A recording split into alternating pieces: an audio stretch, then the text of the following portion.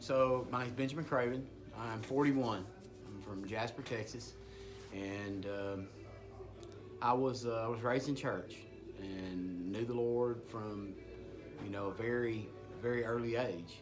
But as I chased success and chased the American dream, if you will, I became self-centered, right? And I think that for me, I look back on it now and realize I was always that way.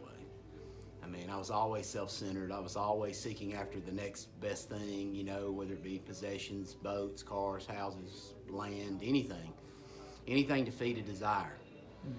And so, in that, the Lord blessed me greatly. I served the Lord faithfully as I could in the most legalistic way possible. I paid my tithes. I went to church. I did everything I was asked to do by God, but with really no heart change. Right? Like, I mean, God had done something for me, but I didn't understand grace.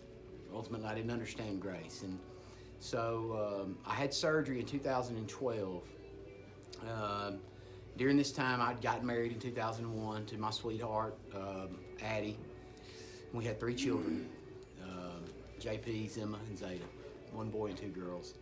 And was living the American dream, making more money than we ever thought we would make, able to go vacation, lake, all kinds of possessions, but yet I felt empty.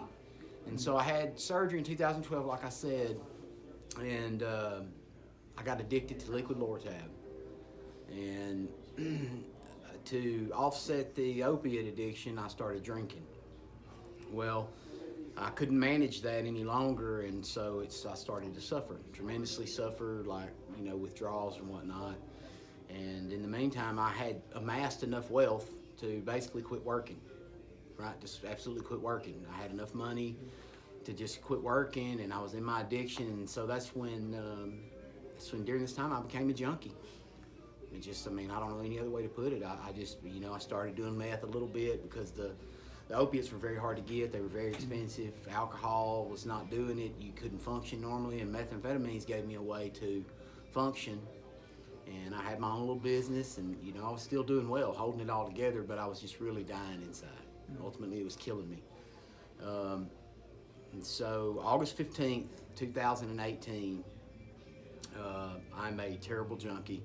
I've got a couple $100 a day habit, which I'm working, have a very good job, but it's taking all of my money. And my wife drowned on August 15th, 2018. We were at the river, and she drowned. It was accidental drowning. And to say it was a wake-up call would be pretentious, right? In those kind of moments, you're not looking at anything as a positive. You're not looking at anything going, oh, God, I hear you talking to me, right? I had been wanting to be free from my addiction for months, a year. I'd been asking God, whatever it takes for you to get my attention, whatever it takes for me to be free from this, because I was burdened down. I couldn't live any sort of normal life. And so my wife passed away, and it just wrecked me, right? Here I am, I'm a junkie. I've got 3 children. My son's living I don't know where at this time, basically couch hopping with friends. My daughters are living with my sister, and I'm totally disconnected from anybody who truly loves me, and I'm surrounded by people who say they love you as long as you have something to offer them, right? So, that's the life of addiction. That is the addictive lifestyle, and it gets there. If it's not there today, it'll be there tomorrow, right? And you know that. And looking in reverse, you know that. Now, looking back on it, I go, the people who really loved me, that I felt like were shunning me, were really doing the only thing they could to help me. So, my wife dies, and God rest her soul and her memory, and like 16 years, 8 months, 15 days, we were married, and God took her home. I went home to my mother's the day that she died. 7 or 8 days later, we had the memorial service. 9 days after my wife died, August 23rd, 2018, I walked through the front door of this facility, and I was a wreck. I was about 135 or 40 pounds. I had hair down on my shoulder, and I was, to say that I was wild would be putting it, mildly, right? Like, it was, mean, I was ready to beat somebody up over a cigarette, like it was like that. I was just totally wrecked, mentally, emotionally, spiritually wrecked. But in that, when I came through these doors, I came with nothing but the few clothes I had and a Bible. And I knew where my strength and my help and my hope was going to come from. And, I'm forever grateful for HOD, I-58, for providing me a place to walk in free of charge, right? Because where I'm from, down on the Gulf Coast, there are not a lot of faith-based rehabs. And I have done the state-funded, I've done clinical rehabs, expensive ones, and that didn't do it for me. But when I came through here crazy, wild, wrecked, they had seen crazy and wild and wrecked before, right? And they knew the power of the gospel to change a life, right? The people here knew, and I knew, and they gave me space to do that, right? And to say it's been challenging would be an understatement. It's been challenging for a year, but I'll graduate next month. And the truth is,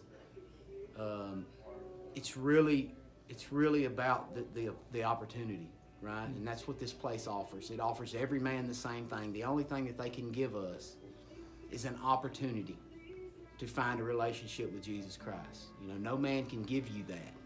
You can give somebody an opportunity by presenting, know, share, multiply. And that's what, that's really what my life is about today. Full circle. I've worked at my work therapy. When I finish, I've got multiple options, for work hereafter. I've got ministry options, and all of that is due to a place like this simply opening their doors, right? Having the, the availability to open their doors. The money, it's got the stuff's like it has to come from somewhere, and I'm thankful that God blessed this place with that. And there's a lot more to the story, but for this deal here, man, God bless you.